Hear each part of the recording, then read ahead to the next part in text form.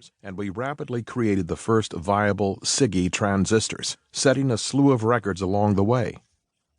That achievement in the end had demanded innovation spanning chemistry, physics, electrical engineering, microscopy, chemical analysis, and manufacturing. Yet still I knew the work was not yet done. I joined IBM to create innovations that matter, and for all of our technical success, we still hadn't achieved that. To achieve real success, at some point you simply need to bite the bullet and see if anyone cares about your baby.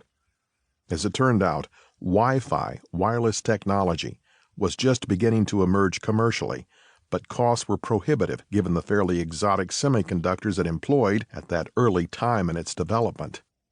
By contrast, the SIGI technology we developed was based on traditional low-cost silicon manufacturing. We saw the potential to produce wireless technology that was vastly superior in cost performance to anything anyone had believed possible at the time. Still, we lacked experience with consumer electronics.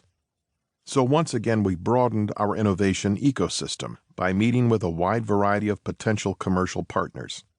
Ultimately, we allied with a Harris Semiconductor spinout, Intersil.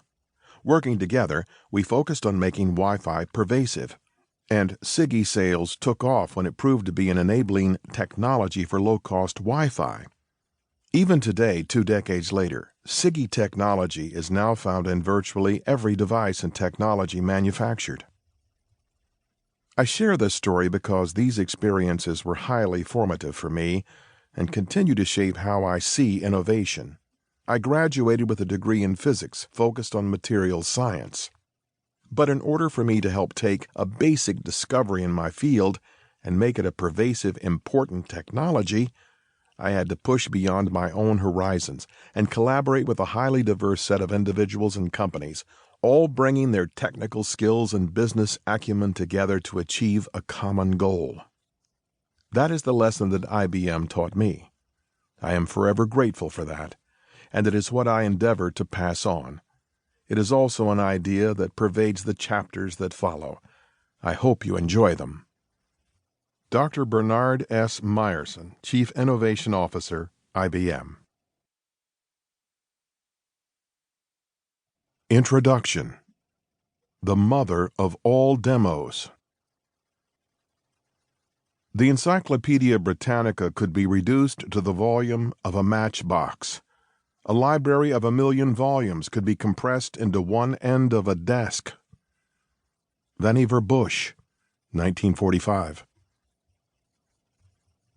On December 9, 1968, a research project funded by the U.S. Department of Defense launched a revolution.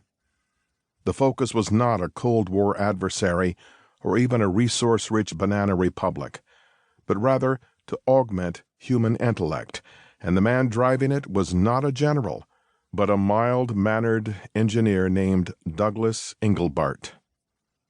It's hard to fully grasp what happened that day without understanding the context of the time. In those days, very few people ever saw a computer. They were in large part mysterious machines to be used only by a select priesthood who were conversant in the strange mathematical languages required to communicate with them. The tasks they performed were just as obscure, carrying out complex calculations for scientific experiments and managing mundane back-office tasks for large organizations. But here was Engelbart, dressed in a short-sleeved white shirt and a thin black tie, standing in front of a 20-foot-high screen and explaining in his low-key voice how intellectual workers could actually interact with computers. What's more, he began to show them, and he began to type a document on a simple keyboard.